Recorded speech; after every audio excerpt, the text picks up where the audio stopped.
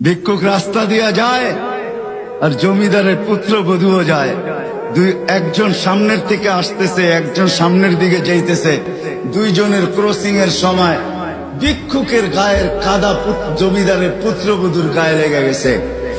সে দুনিয়া আন্ধার করে ফেলছে, স্বামীকে ডাইকা নিয়ে আসছে, বলছে ভিক্ষুক আমার কাপড় নষ্ট করে দিছে। সে শুধু ভিক্ষুক ছিল না, বৃদ্ধ ছিল। বৃদ্ধ ছিল না শুধু, জীর্ণ ছিল, শীর্ণ ছিল। শরীরে কাপড় ছিল না, ফাটা চিরা কাপড় ছিল। পায়ে জুতা ছিল না, পেটে ভাত ছিল না। জমিদারের পুত্র সইতে পারে নাই, যৌবনী শক্তি সয় তো সয় কি কইরা। তার স্ত্রীর গায়ে ভিক্ষুকের কাদা, বস সমগ্র শক্তিকে হাতে জমা করা, একত্র করা বৃদ্ধের কালে বসায়। বৃদ্ধ কিচ্ছু বলে নাই, শুধু উপরের দিকে তাকায় দুই তিনটা শব্দ উচ্চারণ করছেন। শব্দগুলা হলো ইয়া মাল্লা তারা হলো ওয়ুন, ও আল্লাহ চোখে দেখা যায় না। ও তারা কুল্লা শাই, তুই সব দেখিস।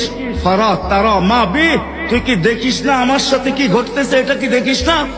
বলতে দেরি যুবক, মরতে দেরি হয় নাই।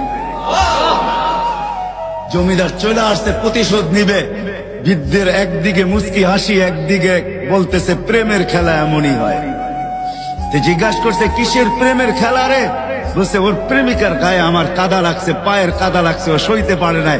যৌবনী শক্তি দিয়ে আমার বৃদ্ধ গালে বসায় দিছে। আমাকেও একজন ভালোবাসে, সেও সইতে পারে না, সেও সইতে পারে না। ও তো থাপ্পড় দিয়া ক্ষান্ত, সে জান নিয়ে নিছে, জান।